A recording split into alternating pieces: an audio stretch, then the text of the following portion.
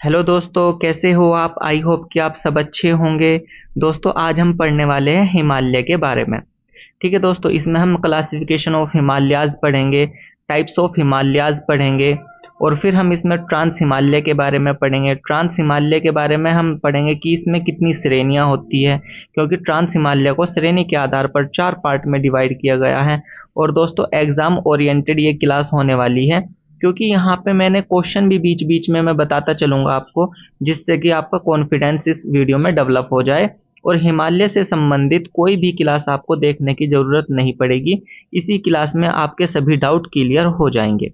ठीक है दोस्तों, तो चलिए दोस्तों, सबसे पहले जान लेते हैं कि हमें इस वीडियो में पढ़ना क्या है, इस सीरीज में पढ़ना क्या है। तो सबसे पहले हम जान लेते हैं कि इसमें हमें पढ़ना है। सबसे पहले हम पढ़ेंगे ट्रांस हिमालय के बारे में, उसके बाद हम पढ़ेंगे महान हिमालय के बारे में, फिर हम पढ़ेंगे मध्य हिमालय के बारे में, और फिर हम पढ़ेंगे इसमें शिवालिक हिमालय के बारे में। ठीक है दोस्तों, अब देखिए, सबसे पहले हम स्टार्ट कर लेते हैं ट्रांस हिमालय को। तो दोस्तों, ट्रांस हिमालय में हमें पढ़ना क्या है? देखिए, ट्रांस हिमालय को श्रेणी के आधार पर 4 पार्ट में डिवाइड किया गया है, या आप बोल सकते हो कि ट्रांस हिमालय को 4 श्रेणियों में विभाजित किया गया है। जो पहले नंबर पे आती है वो आती है काराकोरम श्रेणी। अगर लोकेशन में हम देखते हैं तो आप यहाँ पे देख पा रहे होंगे, ये जो श्रेणी है, इस श्रेणी को ही बोला जाता है काराकोरम श्रेणी। और काराकोरम श्रेणी जो है वो भारत के सबसे उत्तरी भाग में स्थित है। ठीक है, नेक्स्ट हम बात करते हैं, फिर नेक्स्ट देखते हैं लद्दाख श्रेणी। तो दोस्तों, लद्दाख श्रेणी कहाँ पे है? देखिए, लोकेशन में लद्दाख श्रेणी जो है वो काराकोरम श्रेणी के साउथ में स्थित है, मतलब कि दक्षिण में स्थित है। कहाँ पे स्थित है दोस्तों? ये दक्षिण में स्थित है। ये वाली जो श्रेणी है, इसको क्या बोला जाता है? इसको बोला जाता है लद्दाख श्रेणी। ठीक है दोस्तों, आई होप कि आपको ये समझ में आ गया होगा कि काराकोरम श्रेणी जो है वो भारत के सबसे उत्तरी भाग में स्थित है। ये काराकोरम श्रेणी है, और काराकोरम श्रेणी के दक्षिण में स्थित है लद्दाख श्रेणी। ठीक है, अब ये जो लद्दाख श्रेणी है, इस लद्दाख श्रेणी का ही एक एक्सटेंशन है। क्या है दोस्तों? एक्सटेंशन है क्या? कैलाश श्रेणी। ऐसा माना जाता है कि लद्दाख श्रेणी का ही एक्सटेंशन है कैलाश श्रेणी। ठीक है, चलिए अब हम जास्कर श्रेणी के बारे में बात करते हैं। देखिए, ये जास्कर श्रेणी है। अब जास्कर श्रेणी को हम देखते हैं कि जास्कर श्रेणी है कहाँ पे। तो देखिए, ये जास्कर श्रेणी है, लेकिन मैप में देखते हैं तो जो जास्कर श्रेणी आती है वो लद्दाख श्रेणी के साउथ में आती है, क्योंकि लद्दाख श्रेणी तो ये वाली है, ये लद्दाख श्रेणी है, और इसके साउथ में आती है कौन सी श्रेणी? तो ये आ जाती है जास्कर श्रेणी। और ऐसा माना जाता है कि ट्रांस हिमालय की जो सबसे दक्षिणतम श्रेणी है वो जास्कर श्रेणी को ही माना जाता है। ठीक है दोस्तों, इसके बाद देखिए, हमें पढ़ना है फिर महान हिमालय के बारे में। देखिए, ये जो महान हिमालय है, आप ये वाली सीरीज देख पा रहे होंगे। जो ये वाली सीरीज बनी हुई है, यही क्या बनी हुई है? ग्रीन कलर की महान हिमालय ही बनी हुई है।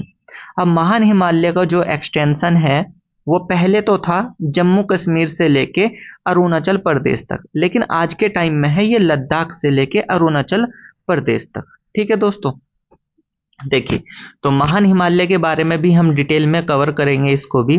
फिर हम बात कर लेते हैं मध्य हिमालय की। देखिए दोस्तों, जो मध्य हिमालय है, ये जो ब्लू कलर की आप लाइन देख पा रहे हो, ये ब्लू कलर की जो लाइन है, ये इसको ही क्या बोला जाता है? इसको ही बोला जाता है मध्य हिमालय। अब नेक्स्ट अगर हम बात करते हैं कि जो मध्य हिमालय है उसकी 3 श्रेणी है, 3 मुख्य श्रेणी है। कौन कौन सी है? एक तो है पीर पंजाल, जो कि इस वाली श्रेणी को क्या बोला जाता है? पीर पंजाल। इस श्रेणी को क्या बोला जाता है दोस्तों? पीर पंजाल बोला जाता है। फिर आती है ये वाली श्रेणी, इस वाली श्रेणी को बोला जाता है धौलाधर श्रेणी। कौन सी श्रेणी है दोस्तों? ये धौलाधर श्रेणी है।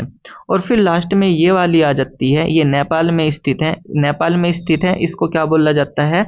महाभारत श्रेणी बोला जाता है। ठीक है दोस्तों, इसके बाद फिर सबसे लास्ट में जो सीरीज आप देख पा रहे होंगे, ये वाली जो सीरीज आप देख पा रहे हो श्रेणी, इसको ही क्या बोला जाता है? इसको ही बोला जाता है शिवालिक हिमालय।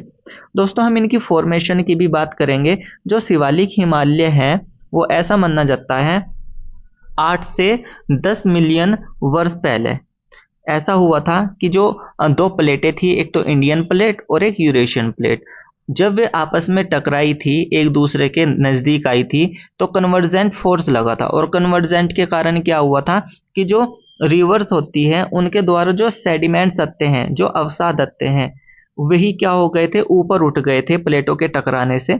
और उसके कारण ही क्या फॉर्मेशन हुई थी, शिवालिक हिमालय की फॉर्मेशन हुई थी। तो ये प्लेट टेक्टोनिक थ्योरी में हम इसको कवर करके चलेंगे। ठीक है दोस्तों, तो घबराने की जरूरत नहीं, हम इसको पूरा कवर करके चलेंगे। तो देखिए, एक बार हम देख लेते हैं कि आपने इस क्लास में पढ़ा क्या है। देखिए, आपको क्या पॉइंट याद रखना है। आपको पॉइंट याद ये रखना है कि जो ट्रांस हिमालय है उसको 4 पार्ट में डिवाइड किया गया है: काराकोरम श्रेणी, लद्दाख श्रेणी, जास्कर श्रेणी और कैलाश श्रेणी। इसके बाद फिर हम पढ़ते हैं महान हिमालय के बारे में। तो महान हिमालय के बारे में तो दोस्तों हम कवर करके चलेंगे नेक्स्ट वीडियो में। फिर मध्य हिमालय, अब मध्य हिमालय को भी 3 पार्ट में डिवाइड किया गया है श्रेणी के आधार पर: पीर पंजाल श्रेणी, धौलाधर श्रेणी और महाभारत श्रेणी। ठीक है दोस्तों, फिर मैंने आपको बताया कि शिवालिक हिमालय जो है इसकी फॉर्मेशन हुई है कैसे, रिवर्स के सेडिमेंट्स के कारण। चलिए दोस्तों, अब हम पढ़ लेते हैं काराकोरम रेंज के बारे में, डिटेल में पढ़ लेते हैं, लेकिन उससे पहले हम क्लासिफिकेशन देख लेते हैं जो कि मोस्ट इंपॉर्टेंट है। देखिए, इसमें हमें पढ़ना क्या है, हिमालय पर्वत का वर्गीकरण, मतलब कि क्लासिफिकेशन ऑफ हिमालय माउंटेन। तो जैसा कि मैंने आपको मैप में बताया है कि जो ट्रांस हिमालय है उसको 4 पार्ट में डिवाइड किया गया है: काराकोरम श्रेणी, लद्दाख श्रेणी, जास्कर श्रेणी और कैलाश श्रेणी। ठीक है दोस्तों, इसके बाद फिर हम बात करते हैं वरद हिमालय या फिर महान हिमालय। जो मैंने मैप में ग्रीन लाइन से दिखा रखा था उसको ही क्या बोला जाता है, वरद हिमालय या फिर महान हिमालय, मतलब कि ग्रेट हिमालय। देखिए, इसके बाद फिर हमने पढ़ा था लघु हिमालय या फिर मध्य हिमालय, जिसे इंग्लिश में लेसर हिमालय के नाम से भी जाना जाता है। इसकी कितनी श्रेणी है दोस्तों, तो इसकी 3 श्रेणी थी। एक तो थी पीर पंजाल, दूसरी थी धौलाधर और तीसरी थी महाभारत। ये जो महाभारत थी ये नेपाल में स्थित थी श्रेणी। चलिए, थोड़ा सा हम फिर वाह्य हिमालय या फिर शिवालिक हिमालय के बारे में मैंने आपको बता ही दिया है। चलिए दोस्तों, अब हम ट्रांस हिमालय की बात कर लेते हैं और ट्रांस हिमालय के बारे में जान लेते हैं कि हमें यहाँ पे पढ़ना क्या है। ठीक है, देखिए, अब ट्रांस हिमालय के बारे में हमें पॉइंट याद रखना है कि trans Himalaya located in north of Himalaya, Himalaya के उत्तर में स्थित है। देखिए दोस्तों, इसको आपको कैसे समझना है, मैं यहाँ पे कोशिश करता हूँ इंडिया का मैप बनाने की, अगर सही से बनता है। ठीक है दोस्तों,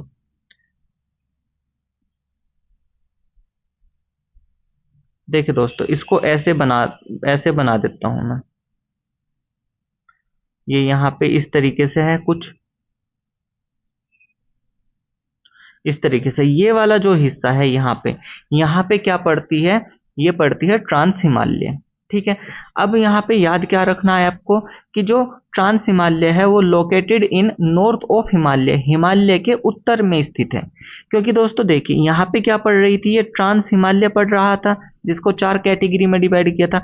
इसके नीचे पड़ा था फिर क्या, हिमालय, और हिमालय के ऊपर जो ये नॉर्थ साइड है, मतलब कि उत्तर जो दिशा है उसी साइड में तो था ये ट्रांस हिमालय। ऐसे आपको याद रखना है। फिर देखिए, और इसमें हमें क्या पढ़ना है, नेक्स्ट देख लेते हैं। तो नेक्स्ट हमें इसमें कवर करना है it was formed before Himalaya, ये हिमालय से पहले बना है। तो दोस्तों आपको याद रखना है कि जो ट्रांस हिमालय है, ट्रांस हिमालय हिमालय के निर्माण से पहले बना था। क्योंकि दोस्तों हिमालय का जो निर्माण हुआ है वो 45 से 50 मिलियन वर्ष पहले हुआ था, 2 प्लेटों के टकराने के कारण हुआ था। उसे फोल्डिंग माउंटेन बोला जाता है हिमालय माउंटेन को। ठीक है, अब देखिए, यहाँ पे आपको क्या पॉइंट याद रखना है, यहाँ पे आपको ये पॉइंट याद रखना है कि ट्रांस हिमालय और हिमालय के बीच में एक लाइन बनी हुई है जिसे बोला जाता है फॉल्ट लाइन, हिंदी में बोलते हैं इसको भ्रंश रेखा। अब दोस्तों ये भ्रंश रेखा बनती कैसी है वो समझिए। देखिए, प्लेट टेक्टोनिक थ्योरी ये कहती है कि जब 2 प्लेटें आपस में टकराती हैं तो उनके टकराने से क्या होता है, हिमालय का फॉर्मेशन होता है।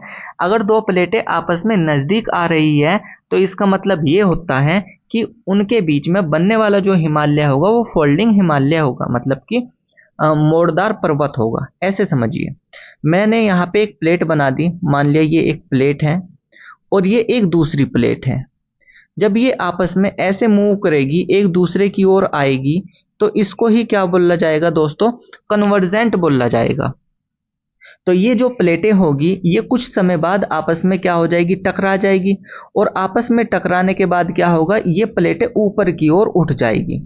अगर ये प्लेटें ऊपर की ओर उठ जाती हैं तो इससे ही क्या निर्माण हो जाता है? फोल्डिंग माउंटेन, मतलब कि मोड़दार पर्वत का निर्माण हो जाता है। लेकिन अगर ये प्लेटें एक दूसरे से दूर जाएगी, अगर ये प्लेटें एक दूसरे से दूर जाएगी तो क्या होगा? फिर यहाँ पे ब्लॉक माउंटेन की फॉर्मेशन होगी। ठीक है दोस्तों, मतलब कि भ्रंश पर्वत का निर्माण होगा। समझिए, अब यहाँ पे ये समझना है, जब ये प्लेटें आपस में टकराएगी तो दोस्तों फोर्स बहुत ज़्यादा होगा, जिसके कारण क्या होगा कि जिस एरिया पे ये टकराएगी वहाँ पे हिमालय का फॉर्मेशन होगा और वहाँ पे दरार पड़ जाएगी। क्या पड़ जाएगी दोस्तों? इस तरीके से ये दरार पड़ जाएगी। अब ये जो दरार होती है, इन दरार के कारण ही क्या आता है? भूकंप आता है। और इन दरार को ही क्या बोला जाता है? फॉल्ट लाइन बोला जाता है, मतलब कि भ्रंश रेखा बोला जाता है।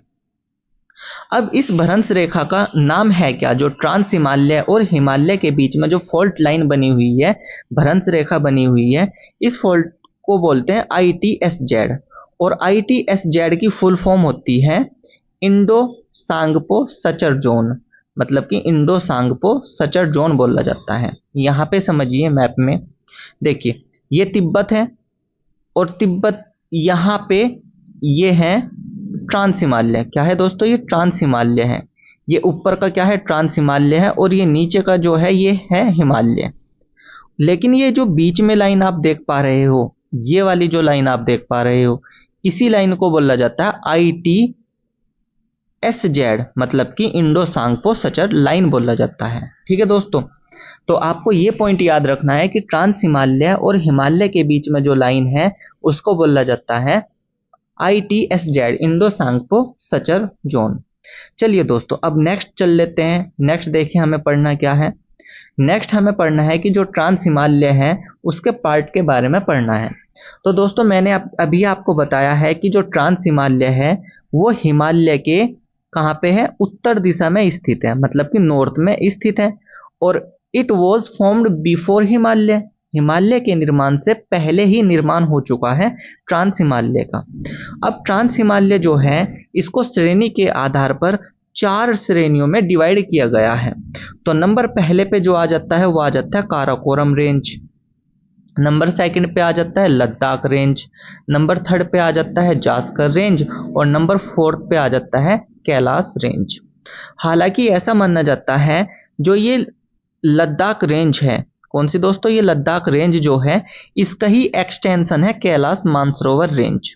ठीक है दोस्तों, लेकिन हम इसको अलग से पढ़ लेंगे। चलिए दोस्तों, अब हम इसको एक एक करके पढ़ते हैं। तो सबसे पहले हम पढ़ेंगे काराकोरम रेंज के बारे में। चलिए देखते हैं काराकोरम रेंज के बारे में। देखिए, काराकोरम रेंज के बारे में हमें पढ़ना है कि part of trans Himalaya, trans Himalaya का भाग है। तो दोस्तों ये तो सिंपल सी बात है। देखिए, अगर मैप में आप देखोगे तो ये वाली जो लाइन आपको देख पा रहे हो, ये जो सीरीज आप देख पा रहे हो, इस सीरीज को ही बोला जाता है काराकोरम रेंज।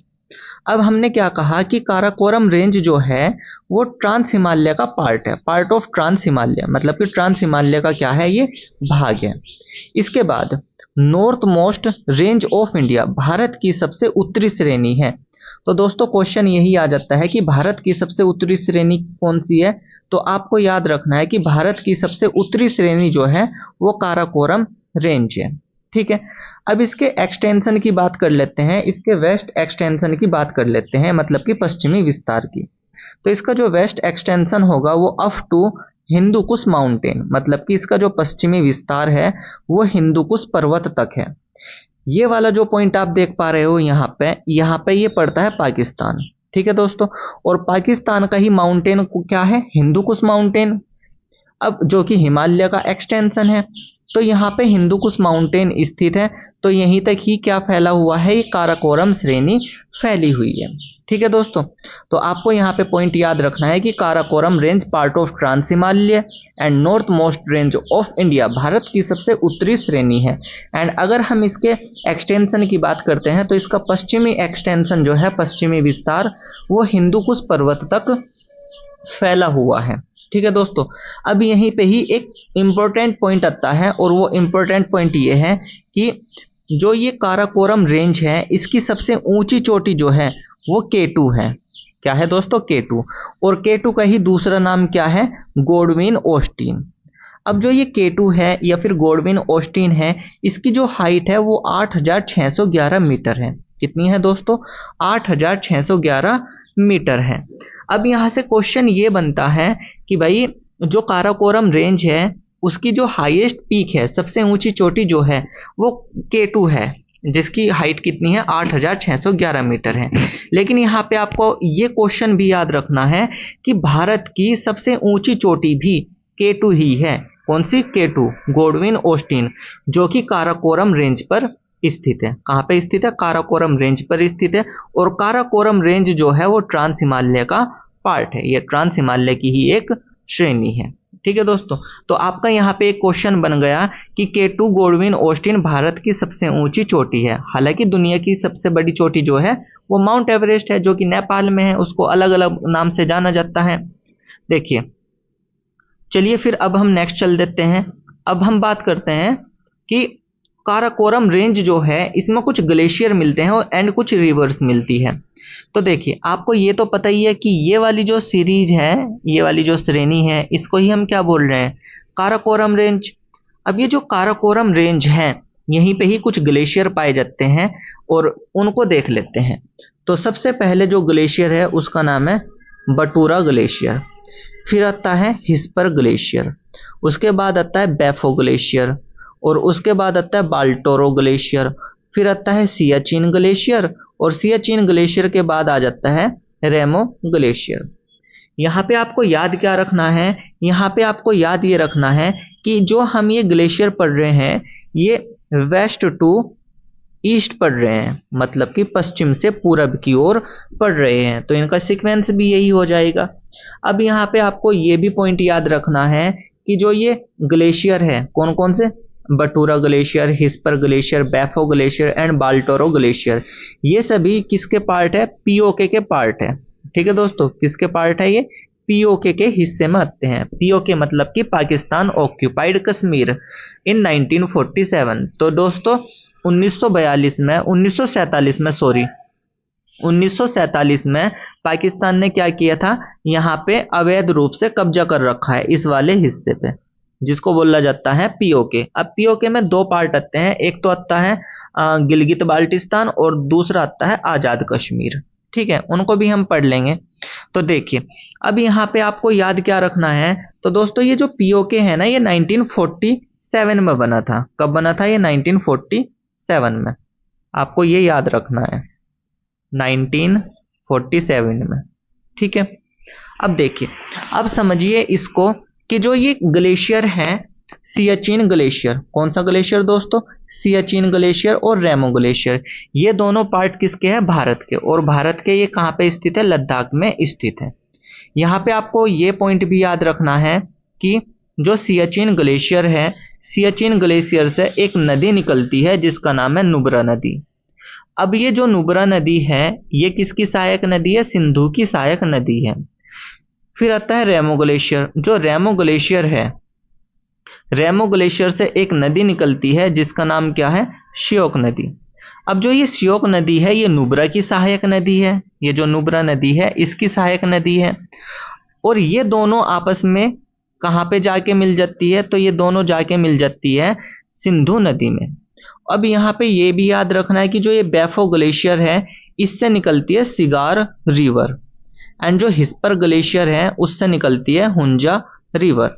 तो आपको यहाँ पे पॉइंट ये याद रखना है कि Hunza river, cigar river, Nubra river और श्योक रिवर, ये सभी जो रिवर है वो इंडस की सहायक नदी है, मतलब कि सिंधु की सहायक नदी है। ठीक है दोस्तों, तो यहाँ से क्वेश्चन इस तरीके से बनता है कि वे ग्लेशियर को दे देते हैं और फिर सीक्वेंस में पूछ लेते हैं कि कौन सी डायरेक्शन में कौन सा है, कि पश्चिम से पूरब की ओर या पूरब से पश्चिम की ओर इनका सीक्वेंस पूछ लेते हैं। चलिए अब हम नेक्स्ट बात कर लेते हैं लद्दाख श्रेणी की। किसकी दोस्तों? लद्दाख श्रेणी की बात करते हैं। देखिए, लद्दाख श्रेणी में हमें याद क्या रखना है कि located in south of Karakoram range, मतलब कि काराकोरम श्रेणी के दक्षिण में स्थित है। देखिए दोस्तों, समझिए इसको मैप के अकॉर्डिंग। ये जो आप रेड कलर की जो श्रेणी देख पा रहे हो, इस श्रेणी को बोला जाता है काराकोरम रेंज। अब ये जो काराकोरम रेंज है, इसके नीचे ही इसके दक्षिण में आप देख पा रहे हो ग्रीन कलर की एक लाइन है, और इस ग्रीन कलर की जो सीरीज है इसको ही बोला जाता है लद्दाख रेंज। क्या बोला जाता है दोस्तों? लद्दाख रेंज बोला जाता है। तो मैं यहाँ पे ये बोल सकता हूँ कि जो लद्दाख रेंज है वो काराकोरम श्रेणी के दक्षिण में स्थित है। ठीक है दोस्तों, कहाँ पे स्थित है? ये दक्षिण में स्थित है। फिर आपको यहाँ पे पॉइंट ये याद रखना है कि Indus river cut and flow south and parallel. जो सिंधु नदी है वो इसको काटती है। किसको काटती है? लद्दाख श्रेणी को, और फिर दक्षिण तथा समांतर बहती है। देखिए दोस्तों, मैप में समझिए, जो ये सिंधु नदी है वो यहाँ से निकलती है। ठीक है दोस्तों, अब तिब्बत से इसका ओरिजिन होता है, और यहाँ से ये ऐसे आती है, और ऐसे आने के बाद ये इसको ऐसे काट देती है। ठीक है दोस्तों, ऐसे काटने के बाद फिर ये ऐसे फ्लो हो जाती है। देखिए एक बार और समझिए, ऐसे जाएगी, फिर ये ऐसे काटने के बाद ये ऐसे फ्लो हो जाएगी, मतलब कि समांतर फ्लो होगी, लद्दाख श्रेणी के समांतर चलेगी, और कहाँ पे चलेगी? दक्षिण में चलेगी, क्योंकि दोस्तों ये नीचे वाली जो साइड है वो दक्षिणी तो है। इसके बाद ये जो सिंधु नदी है, यहाँ पे ये पाकिस्तान के मध्य से होती हुई कहाँ पे जाके गिर जाती है? अरब सागर में जाके गिर जाती है, लगभग पाकिस्तान के मध्य से होती हुई और कराची से होती हुई। नेक्स्ट हम बात करेंगे कि Kailash Mansarovar is extension of Ladakh range. Kailash Mansarovar Ladakh श्रेणी का ही क्या है? एक विस्तार है। अब इसकी जो हाईएस्ट पीक आती है उसका नाम है राकापोसी, और ये जो राकापोसी है ये पीओके में पड़ती है। कहाँ पे पड़ती है दोस्तों? पीओके में पड़ती है। तो लद्दाख श्रेणी से एक क्वेश्चन बनता है। लद्दाख श्रेणी से क्वेश्चन क्या बना? लद्दाख श्रेणी से क्वेश्चन बना कि लद्दाख श्रेणी की जो हाईएस्ट पीक है, कौन सी पीक? हाईएस्ट पीक, उसका नाम क्या है? तो आपको याद रखना है कि जो लद्दाख श्रेणी है उसकी जो हाईएस्ट पीक है उसका नाम है राकापोसी, और राकापोसी जो है वो कहाँ पे पड़ती है? वो पीओके वाले रीजन में पड़ती है, पाकिस्तान ऑक्यूपाइड कश्मीर में पड़ती है। ये कई बार क्वेश्चन आया हुआ है कि सबसे तीव्र ढाल वाली चोटी कौन सी है? तो वह है राकापोसी। तो विश्व की तीव्र ढाल वाली चोटी है कौन सी? राकापोसी, हाई स्लोप पीक है। यहां से ये क्वेश्चन कई बार आया हुआ है एग्जाम में। चलिए दोस्तों, अब हम नेक्स्ट चल देते हैं। लद्दाख श्रेणी के बाद हम बात करते हैं जास्कर श्रेणी की। ठीक है दोस्तों, देखिए जास्कर श्रेणी में क्या पॉइंट याद रखना है कि located in Jammu and Kashmir, Himachal Pradesh, Uttarakhand, south part of trans Himalaya. तो यहाँ पर पॉइंट याद रखना है कि located in Jammu Kashmir, Himachal Pradesh and Uttarakhand, कि ये हिमाचल प्रदेश, जम्मू कश्मीर एंड उत्तराखंड में स्थित है, and south part of trans Himalaya, trans Himalaya का दक्षिणतम भाग है। कौन सा भाग है दोस्तों? ट्रांस हिमालय का दक्षिणतम भाग है। देखिए ऐसे समझिए, ये जो आप सीरीज देख पा रहे हो सबसे पहले रेड कलर की, इसका नाम है काराकोरम रेंज। जो दूसरी ग्रीन कलर की आप रेंज पा रहे हो, इसका नाम है लद्दाख रेंज। एंड जो ये ब्लू कलर की जो लाइन है, ये जो ब्लू कलर की है, इसको ही क्या बोला जाता है? इसको ही बोला जाता है जास्कर श्रेणी। ठीक है दोस्तों, तो जास्कर श्रेणी बोला जाता है। अब हम नेक्स्ट देखते हैं फिर highest peak of Zanskar range. जो जास्कर श्रेणी है उसकी सबसे ऊंची चोटी कौन सी है? तो इसकी सबसे ऊंची चोटी है माउंट कामेट। कौन सी है दोस्तों? माउंट कामेट है। और ये जो माउंट कामेट है ये कहाँ पे स्थित है? तो ये लोकेटेड इन उत्तराखंड, उत्तराखंड में स्थित है। कहाँ पे स्थित है दोस्तों? ये उत्तराखंड में स्थित है। और जास्कर श्रेणी पर ही, जो कि आप माउंट कामेट इसकी हाईएस्ट पीक है, यहीं पर ही एक दर्रा है जिसका नाम है माना दर्रा। अब दोस्तों मैं यहाँ पे ये जो माना दर्रा है, मैं उसके बारे में क्यों जिक्र कर रहा हूँ यहाँ पे, क्यों उसका नाम लिया मैंने माना दर्रा का? तो दोस्तों जो माना दर्रा है ये उत्तराखंड में स्थित है, और जो ये माना दर्रा है ये भारत का सबसे ऊंचा दर्रा है, और इसको ही क्या बोला जाता है, विश्व का सबसे ऊंचा दर्रा भी कौन सा है, माना दर्रा ही है। तो आपको ये पॉइंट याद रखना है। ठीक है दोस्तों, तो आई होप कि दोस्तों आपको ये क्लास बहुत अच्छे से समझ में आ गई होगी। और दोस्तों अगर वीडियो आपको अच्छी लगी हो तो वीडियो को लाइक कर देना और एक प्यारा सा कमेंट जरूर कर देना। ठीक है दोस्तों, थैंक्स फॉर वॉचिंग, मिलते हैं नेक्स्ट क्लास में, तब तक के लिए बाय।